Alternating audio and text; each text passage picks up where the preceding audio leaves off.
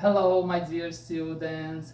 I'm here again to share with you another English class. Olá, meus estudantes. Estou aqui novamente para compartilhar com vocês uma outra aula de inglês. So, let's start it. Então, vamos dar início. Na nossa aula de hoje, gente, nós estaremos abordando subject pronouns e object pronouns. Dois tipos de pronomes, pronome sujeito e pronomes objeto. Então vamos ver como eles se comportam, qual é o conceito deles, como eles são usados, quais são esses grupos de palavras e depois como eles são usados juntos, certo? Então vamos dar início. Para a gente iniciar, nós veremos aqui, iremos começar com o conceito, certo? E eu gostaria de trabalhar primeiro aqui com uma frase. Antes de irmos para a frase, eu quero comentar com vocês sobre o sistema que rege toda a língua inglesa, que é a ideia de que todas as frases são formadas por subject, verb and object, sujeito, verbo e objeto, certo? Trazendo essa ideia para essa frase, nós vemos aqui o seguinte: Anna loves Pedro, certo? Então, Anna é o sujeito da frase, loves é o verbo, e Pedro é o objeto. Então, sabendo dessa ideia, Ana ela vai fazer a ação que o verbo está expressando, né? O que ele expressa, que é o amar, e Pedro vai receber essa ação, certo? Então, Ana tem a ação aqui de sujeito e Pedro a ação de objeto. E é justamente o que os pronomes sujeito e os pronomes objeto, eles vêm a implicar, certo?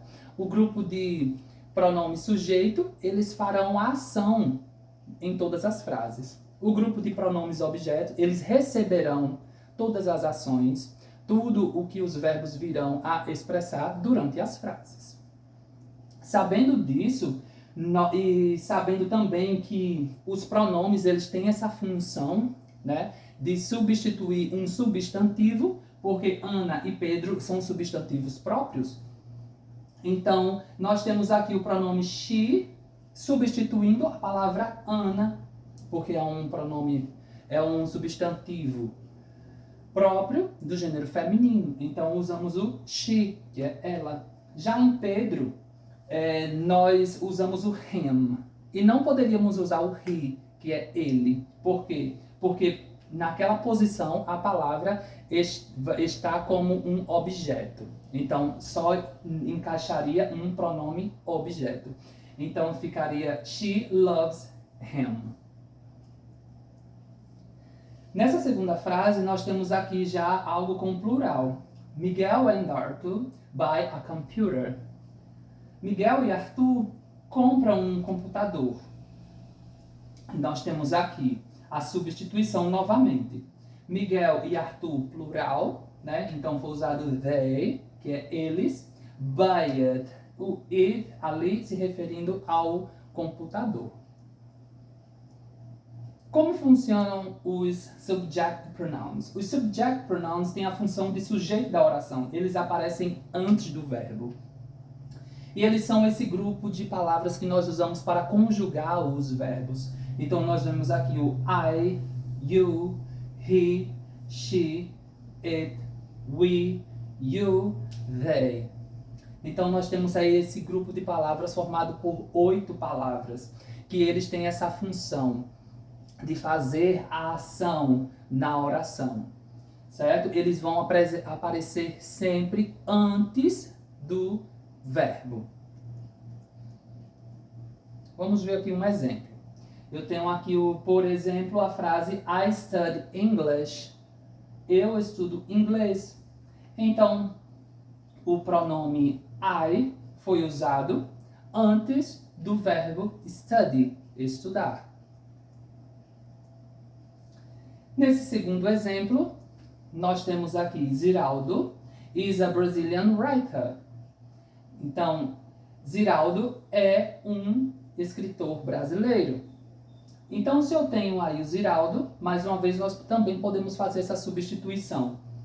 No caso do substantivo próprio masculino, né, gênero masculino, nós usamos o pronome he, que é referente a ele.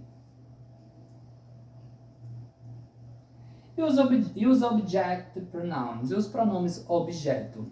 Os pronomes objeto, né, os object pronouns, substituem um substantivo também mencionado, né, anteriormente na frase, numa oração, e ele vem sempre após o verbo para evitar repetições durante um texto, durante uma frase em si. Ele é usado como recurso coesivo.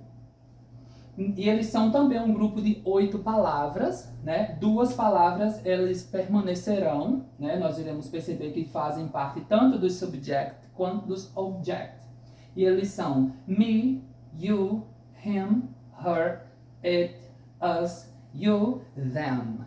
Certo? Nós percebemos que o you e o it, eles permanecem.